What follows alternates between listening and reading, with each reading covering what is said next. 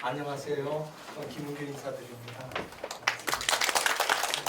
오늘 얼마나 그 의미 있는 발표가 이어지고 또 진짜 그 문학을 사랑하시는 분들 또 제주도를 사랑하시는 분들이 이렇게 오셔서 열기가 아니라 정말 인류의 어떤 꽃밭에 앉아있는 듯이 아주 아름다운 그런 순간을 느끼고 있습니다.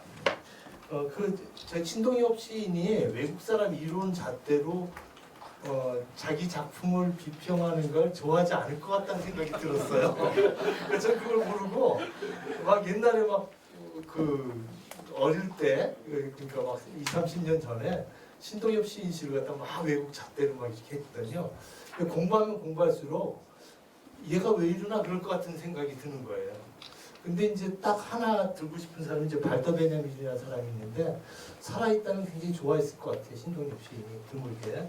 그분 말씀 하나만 좀 읽겠습니다. 머릿말에 쓰여 있습니다. 행복의 관념 속에는 구원의 관념이 포기할 수 없게 함께 공명하고 있다. 역사가 대상으로 삼는 과거라는 관념도 사정이 이와 마찬가지다. 과거는 그것을 지시하는 어떤 은밀한 지침을 지니고 있다. 우리는 예전 사람들을 맴돌던 바람 한 줄기가 스치고 있지 않은가. 그 발더 베냐민이 이에치카하고 동년배거든요. 같이 태어났는데 역사란 무엇인가 쓴 사람하고.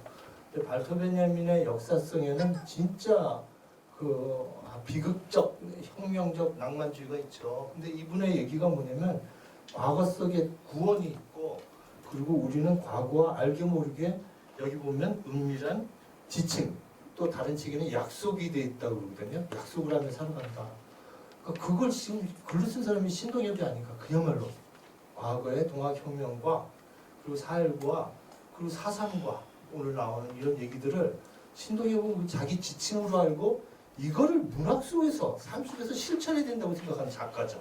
신동엽이라는 사람은 그 작품이 총체적으로 드러난 것이 이제 금강이었고 그것을 4.3에서 한번 해보려고 여기 이 열흘 동안 여기 돌아다닌 거예요. 그 당시 64년에 그 생각하면은 이거 무서운 사람이다 이런 생각이 들죠.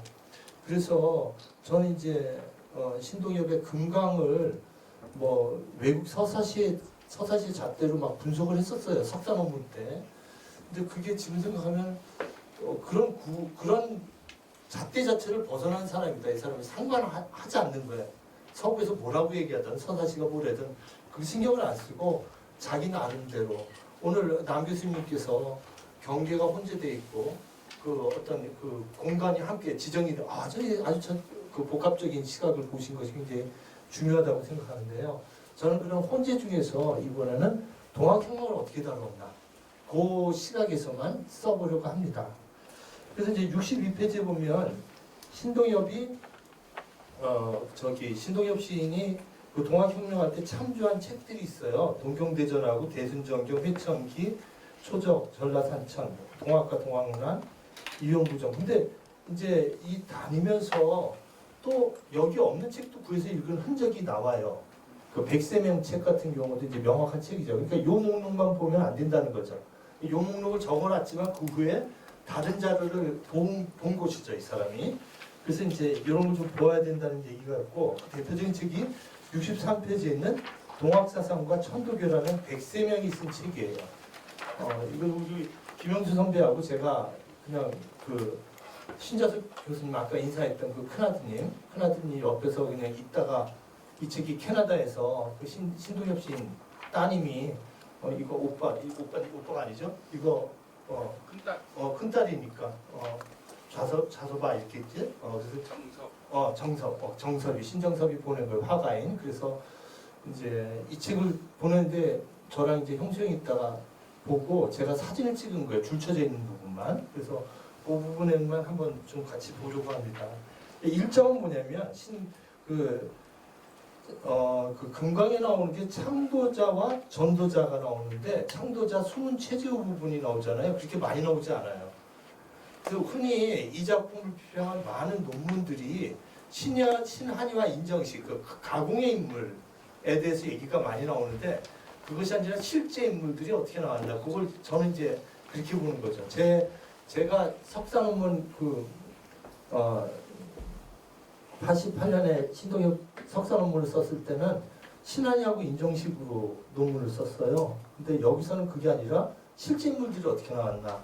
그렇게 봤을 때 수은 최재우가 굉장히 짧게 나와요. 수은 최재우가. 그래서 63페이지에 그 백세명이 했던데 거기 밑줄을 펼쳤더라고요. 자료 11번 보니까.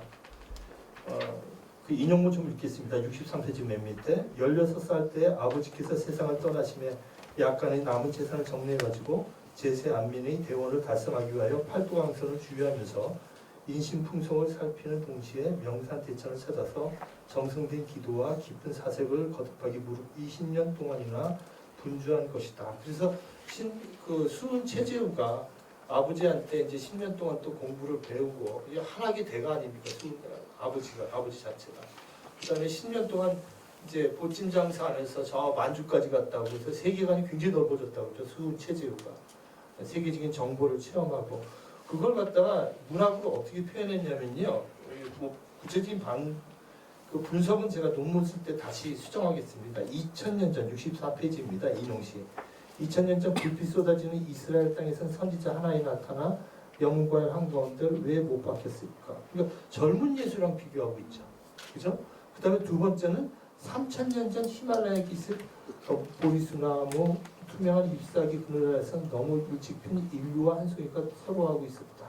석가모니 시타르타하고 비교하고 있어요. 그리고 마지막에 1860년 4월 5일 기름 흐르는 실록이 가마를 그늘 아래서 쏘는 하늘을 봤다. 이 하늘이라는 게 엄청나게 중요하죠. 신동엽 문학에서. 그래서 이런 것들을 볼 수 있다는 것이죠. 그리고 이제 쭉 나오는데요. 네. 넘어가겠습니다. 그 다음에 동경대전 인용문이 그대로 나오는 부분이 65페이지입니다. 등명수상구형국 주사구형 역유효. 이 동경대전에 나오는 문장이죠. 이걸 그대로 시에 넣은 거예요. 신동엽이. 그래서 그 인용문 밑에 보면 위에 중간입니다.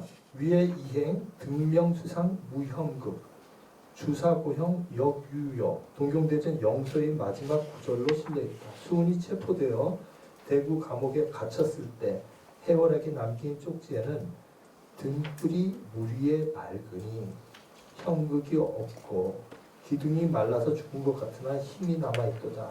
그 다음에 그 뒤에는 이제 오순 수천명 나는 천명을 순순히 받을 것이니 너는 고비 너 높게 날고 원주 높이 멀리 뛰어 도망가라 이렇게 이제 도망가라는 식으로 해석을 하고 있거든요. 여기에 대한 이제 해석들이 또 많이 있습니다. 그러니까 고비 원주가 그냥 도망가라는 뜻이 아니라 완전히 새로운 차원으로 널 들어라. 그러니까 들레주식으로 완전 탈영토해라. 동학을 새로운 단계로 해월한테 그렇게 보냈다는 거죠. 그게 마지막 유서의 쪽지죠. 그걸 넘겼다는 거죠. 이제 우리 박필수 선생님은 그렇게 해석하고 있어요. 각주 97번입니다. 65페이지 맨 밑에 고비 원주의 비결은 연속성보다 단절성과 적극성보다는 소극성과 더 친근해 보인다. 그러니까 고비 원주 높게 날아서 멀리 달아나라. 그 뜻은 단절하는 것이고 그렇게 하는 거죠. 그래서 지금의 천도교인보다 단호하게 초월하고 고비원주의 제3의 의미는 다시 멀어지고 초월하는 것 혹은 결별하는 것이다. 제3의 고비원주의 의미는 사직생이라는 말로 표현할 수 있다. 네, 이런 얘기들이 있습니다. 그리고 이제 다시개벽이라는 의미가 봄하고 이어지죠. 봄하고 다시개벽이. 그래서 이제 방정환의 이제 우리 그 작품이 뭐죠, 선생님? 유범이요. 예, 유범. 유범, 그죠? 그래서 이제 방정환이 봄에 대해서 글을 써가지고 개벽이 일시에 문제시되는 적도 있었습니다. 개벽이라는 잡지가. 그래서 각주를 달지는 않았습니다만, 그래서 봄에 대해서 제가 좀 썼습니다. 그러니까 그 동경대전에서는 다시개벽을 이제 봄으로 상징한 부분이 굉장히 많이 나오죠. 근데 그것만 써도 그 논문 한 편이기 때문에 그냥 언급만 하고 넘어갔습니다. 자, 그럼 67페이지 보겠습니다. 두 번째, 과거의 지침을 받은 자 해월. 그래서 실제 인물 중에서 제일 많이 등장하는 사람이 금강에서는 해월이죠. 해월 최시환. 그러니까 수은 최재우보다 해월이 제일 많이 등장을 해요. 그래서 이제 백세명책에서는 해월을 어떻게 쓰냐면 각주 67페이지 밑에 각주 100번을 보면 최수은의 후계자인 최해월은 강력한 실천인이었다. 그러기에 제자들을 지도하는 데 있어서는 말이나 글로 싸지 않고 그는 본래 알지도 못하지만 오직 체행으로서 모범을 보이는 곳이었다. 이 책이 그 한자가 많지만 천천히 강독해서 읽으면 참 이거 다시 내도 좋겠다 하는 책이에요. 이 책 다시 냈으면 좋겠어요. 이 동학 맹 선생님 다시 내도 좋을 것 같아요. 이 책 그대로. 요즘 맹 선생님이 하는 출판사에서 뭐 옛날 책들을 많이 복간하고 있습니다. 정말 다시 내도 좋을 책이다. 뒤에 해설문을 달아서. 그런데 예를 들면 이제 그 해월을 어떤 식으로 표현하냐면요. 예를 들면 68페이지 보겠습니다. 시를 쓰면 어느 여름 동학교도 서노인의 집에서 저녁상 받았다. 수저를 들으려니 안방에 들려오는 배 짜는 소리. 저건 무슨 소리입니까? 제 며느리가 벼 짜는가 봅니다. 서선생 며느리가 아닙니다. 그분이 바로 하느님이십니다. 어서 모셔다가 이 밥상에서 우리 함께 낮은 저녁을 들도록 하세요. 서노인이 며느리 데리고 와서 상머리에 앉을 때까지 해월은 경문외며 정자하고 있었다. 이거 뭐 유명한 얘기죠. 그 해월 신사법설에 그 대인 전물, 사람을 어떻게 모셔야 되느냐, 그 그대로 나오는 부분입니다. 제가 68페이지에 번역된 문장을 읽겠습니다. 내가 청주를 지나서 서택순입니다. 이걸 그냥 신동엽은 서노인이라고 썼습니다. 서택순이 집에서 그 며느리의 배 짜는 소리를 듣고 서군에게 묻기를 저 누가 배를 짜는 소리인가 하니 서군이 대답하기를 제 며느리가 배를 짭니다. 이거 그대로 시로 썼죠. 그죠? 내가 묻기를 그대의 며느리가 배 짜는 것이 참으로 그대의 며느리가 배 짜는 것인가 하니 서군이 나의 말을 분간치 못하더라. 어찌 서군뿐이랴. 도연이 집에 사람이 오거든 사람이 왔다 이러지 말고 한 올님이 강림하셨다 말하라. 이렇게 이걸 시로 쓴 겁니다. 마찬가지 69페이지도 마찬가지입니다. 69페이지에 시를 보시면 다음날 아침 떠나는 해월을 전송하러 서노인 집안이 동구박 동길로 왔다. 막내 아이가 따라 나오니 우니 서노인은 이제 서택순이라는 사람이죠. 눈을 부라리며 쫓아보내려 했다. 그러자 해월이 주인을 가로막아 어린이의 머리를 쓰다듬으며 그 자리에 흙바닥에 무릎을 꿇었다. 그리고 서노인에게 말했다. 이 어린 분도 하늘님이세요. 소중히 받으세요. 그 밑에 5번이 있죠. 도가의 부인은 경솔히 아이를 때리지 말라. 아이를 때리는 것이 하느님을 때리는 것이니 하느님이 싫어하고 기운이 상하느니라. 도인지 부인이 하느님을 싫어하고 기운을 상함을 두려워하지 말라 아니하고 경솔히 아이를 때리면 그 아이가 반드시 죽으리니 일체 아이를 때리지 말라. 그래서 이제 이런 식으로 동경대전하고 그 해월의 책에 나오는 부분을 금강의 곳곳에 이렇게 완전 시로 용해해서 넣었습니다. 70페이지인데요.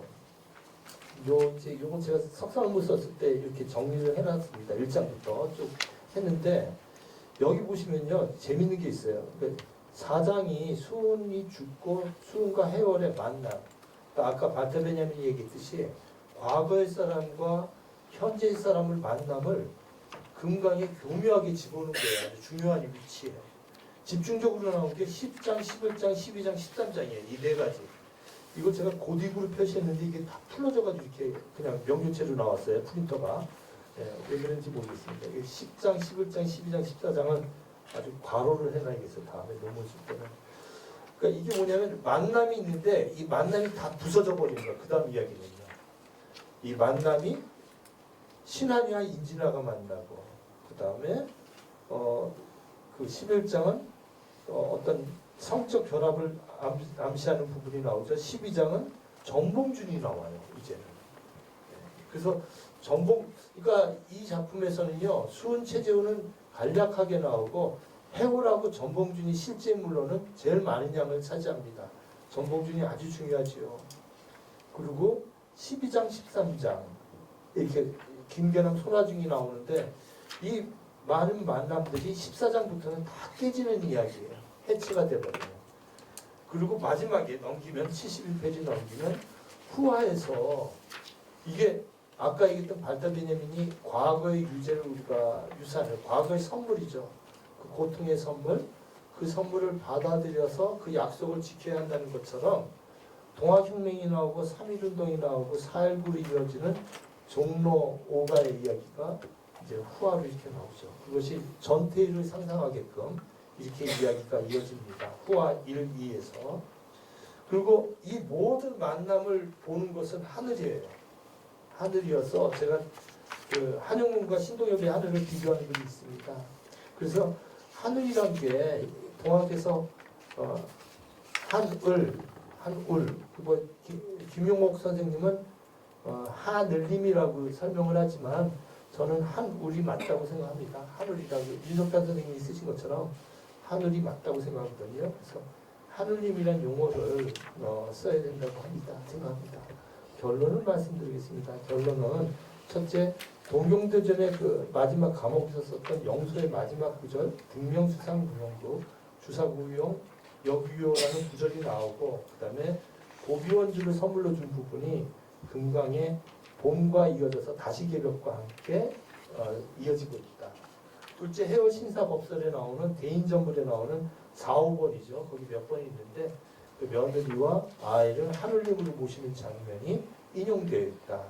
그리고 셋째, 그 다음에 금강에서는 이 만남이 굉장히 중요하고 바트베님이 얘기했듯이 과거의 사람과 현재의 사람이 만나고 또 미래의 인물까지 얘기하는 종로 5가에서는 전태일의 탄생을 예고하고 있죠. 꼬마이가 고구마 도시락을 들고 비 맞고 앉아있는 종로 5가에서 비 맞고 서 있는 그런 정물들이 이어집니다. 그것들이 이제 제23장에 보면 하늘을 보아라 이런 말로 이어집니다.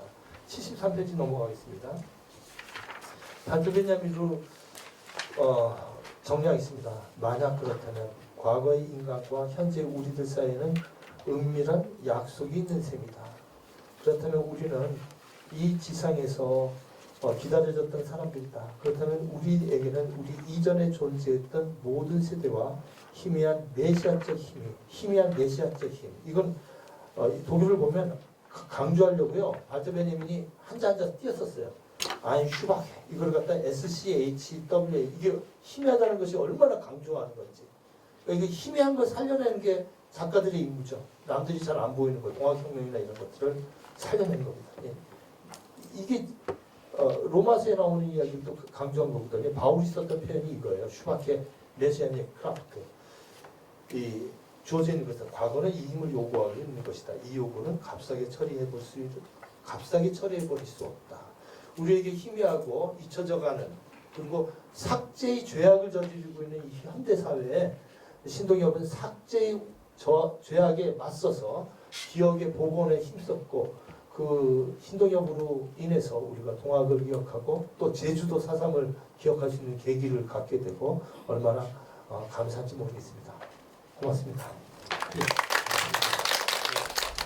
시간을 잘 지켜주셨습니다.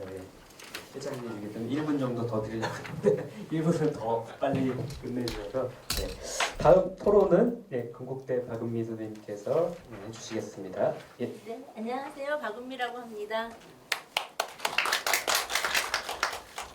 네, 김은교 선생님의 발표 잘 들었습니다. 저희가 신동엽학회에서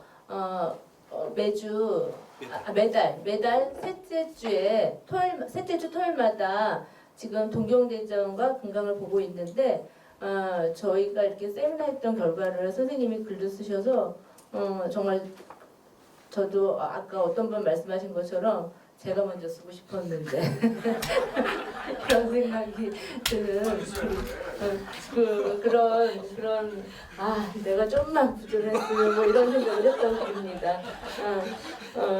그리고 정말 또 이 글을 통해서 정말 많이 배웠습니다. 선생님이 이렇게 저희가 그 세미나 했던 걸 이런 식으로 이렇게 풀어가고 있다는 걸 보면서 정말 많은 가르침을 받았습니다.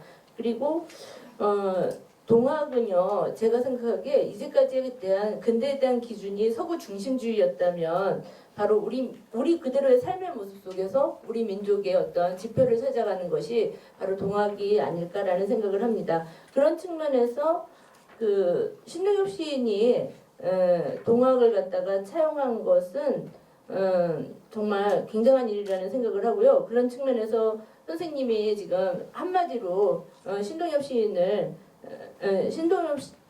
서사시 금강을 과거의 지침과 희미한 메시아적 힘을 담은 명작이다 이렇게 평하시는 것에 대해서 정말 저도 동의를 합니다. 그런데 이제 몇 가지 좀 궁금한 점에 대해서 좀 여쭤보고자 합니다. 첫 번째는 지금 저는 이 선생님 발표 그 문을 받았을 때는 이제 그 페이지 수대로 돼 있기 때문에 좀 다른데요. 66쪽에 보면 박계수 선생님의 고비 원주의 뜻을 해석하면서 고비 원주를 전혀 새로운 탈주의 세계로 항해야 한다는 궁극적 가르침으로 해석했다. 이런 식으로 해서 해석을 하고 계시는데요. 그러시면서 고비 원주는 다시 개벽의 세계를 향하여 높게 날고 멀리 달리라는 상징적 권유일 것이다 라고 말씀을 해주셨습니다. 근데 제가 생각하기에 이 다시 개벽이라는 용어는 굉장히 중요하다고 생각합니다. 이 수은 최재우가 이 다시 개벽의 용어를 가져오고 또 그 개벽이라는 1920년대 개벽이라는 잡지 속에서도 다시 개벽에 대한 그거를 이도나가 설명하고 있는 부분이 있습니다. 그 속에서 얘기하고 있는 거는 저 나름대로 해석을 한다 그러면 이 동학이 종교적 측면에서만 묶이지 않았고 또 지금의 사회 문제, 환경 문제들을 변해가는 상황 속에서도 현재적 의미를 획득할 수 있는 그런 부분이 바로 다시 개벽이라는 용어의 시작이 아닐까라는 생각을 하는데 선생님이 지금 다시 개벽이라고 지금 좀 추상적으로 말씀을 하시는데 그 다시 개벽의 세계는 어떤 세계일까라는 생각을 해봅니다. 그래서 선생님이 여기에 대해서 좀 구체적으로 부연 설명을 해주셨으면 참 좋겠습니다. 두 번째는요. 각주 100쪽에 보면 100세명의 자료를 인용을 하면서 최회월이 글도 알지 못하고 또 강력한 실천이었다라고 얘기를 하는 부분을 인용하셨는데요. 윤석산의 동경대전에 보면은 다음 같은 구절이 있습니다. 요건 좀 같이 제가 읽어보겠습니다. 해월 선생에 관한 다른 기록이나 증언들을 종합해 보면 해월 선생은 아버지가 별세하기 전인 15세까지는 비록 계모스라이긴 하지만 정상적인 가정에서 자랐으며 서당 공부도 했다. 해월 선생은 비록 어머니를 일찍 여의었으나 10살이 되던 해에 경주 서쪽 선도산 밑에 있는 서학선에서 공부를 했다. 이때 해월 선생은 한국의 천재로 일컫는 김정선의 스승인 김계사와 동문수학했다. 즉 해월 선생이 당시 유학생들이나 여타의 선비들 같이 높은 학문이 없을 뿐이지 결코 그를 아예 모르는 사람은 아니라고 판단된다. 이렇게 말씀을 하시고 있거든요. 근데 이 윤석산 스님은 이걸 어디서 가져오셨냐면 이도나의 그러니까 천도교 월보에 실린 이도나의 글을 갖다가 바탕으로 해서 이런 주장을 하시고 있습니다. 그렇다 그러면 이 부분에 대한 재고가 있어야 하지 않을까라는 생각을 좀 해봅니다. 그 다음에 67쪽이요. 지금 책에는 지금 7쪽이라고 그러는데 67쪽에 보면은 그 선생님이 시를 해석을 하시기를 울밑 각시풀 닭공지 바람에 날리고 나물 캐는 처녀들 다홍치마 속 심술스런 봄바람 불 때 요 구절을 해석을 하시는데 요것의 의미를 어떻게 해석을 하시냐면 17장에서는 1894년 3월 21일 1차 동학 농민전쟁이 발발하며 농민군의 선언문을 낭송하고 전주성에 무혈 입성하는 승리에 가득한 서사가 담겨있다. 3월에 기방한 것은 동학 농민군이 대부분 농민이었기 때문이기도 하거니와 신동엽은 울밑 각시풀 닭공지 바람에 날리고라고 하며 다시 개벽 세상으로 향하는 가장 신나는 장면으로 제17장을 서술한다 라고 설명을 하십니다. 아까 선생님의 발표 중에서도 그 개벽을 갖다가 봄과 연결시키고 또 하늘과 연결을 시켜서 지금 설명을 하십니다. 그런 측면에서 이 그 봄하늘 개벽의 의미 여기까지는 이해가 되는데 바람의 의미가 지금 그냥 봄바람이라고만 썼으면 선생님의 의견에 동의를 합니다. 근데 봄바람이 아니라 심술스러운 봄바람이라고 얘기를 했거든요. 그렇다 그러면 이 동학혁명은 승리하지 못한 전쟁이잖아요. 그러니까 그 물론 이 선생님이 말씀하신 이 대목에서 승리를 했던 부분은 맞습니다. 그 승리를 했지만 결론은 승리를 못했기 때문에 그것에 대한 아쉬움 이런 걸 갖다가 좀 암시하는 것이 아닐까라는 생각을 좀 해보는 대목이 아닐까 생각을 합니다. 그 다음에 제가 이건 쓰지는 않았는데요. 이 동경대전을 공부하면서 정말 근본적인 의문이 들었던 부분이 뭐냐면 제가 아는 한도에서는 그 이제 동학이 이제 생겼고 혁명이 실패했지만 그래도 이것이 천도교로 개명을 했고 그러면서 정말 한동안은 굉장히 대세가 확장이 됐었던 걸로 압니다. 그리고 개벽이라는 잡지가 대중문화 잡지지만 정말 그 판매 부스라든가 이런 것이 좀 굉장히 다른 잡지에 비해서 대중성을 많이 확보한 그런 잡지였다고 알고 있었거든요. 그리고 그 당시 원고료가 제일 많이 주었던 잡지라고 얘기를 하더라고요. 그런데 그러니까 천도교가 그 일제에 그 동조를 좀 했었고 그다음에 내부 분열이 있으면서 힘들이 감소가 됩니다. 그래서 이 60년대 이 시를 쓴 금강이라는 시를 썼을 당시 60년대에는 천도교가 그다지 힘을 발휘하지 못했던 그런 대목이 그렇지 않았을까라는 생각을 해보는데요. 그렇다면 왜 도대체 신동엽 시인은 이 동경대전을 가져와서 시를 썼을까라는 생각을 해봅니다. 그러니까 앞에서 김은교 선생님이 설명했듯이 정말 그 동경대전의 구절 그대로를 자신의 작품 속에서 그대로 가져와서 작품을 하거든요. 그런데 그래서 저는 처음에 그런 생각을 했어요. 아니 이거는 무슨 해설서일까? 뭐 이런 생각도 했었는데 근데 그 구조적으로 살펴봤을 때 이 동학혁명을 갖다가 중심축으로 해서 정말 과거와 현재, 그러니까 종로가의 소년과 그 다음에 과거의 그런 뭐 백제라든가 이런 사건들을 갖다가 하나로 묶는 그런 어떤 중요한 지표로서 지금 동학혁명을 가져와서 얘기를 하고 있거든요. 그렇다 그러면 그 어떤 의도에서 도대체 동경대전을 이렇게 정말 그 답사도 많이 했고 또 이렇게 많은 공부들을 하면서 왜 하필이면 동경대전이었을까라는 생각을 해봅니다. 아까 선생님이 말씀하셨듯이 그 어떤 정말 의식적인 부분, 그 과거와 역사를 갖다 맺는 그런 베냐민의 어떤 의식 속에서 이루어진 것이 아닐까라는 데는 정말 저도 동조를 합니다. 그런데 왜 하필이면 동경대전이었을까라는 생각을 좀 해보거든요. 그래서 거기에 대해서 선생님은 어떻게 생각하시는지 궁금합니다.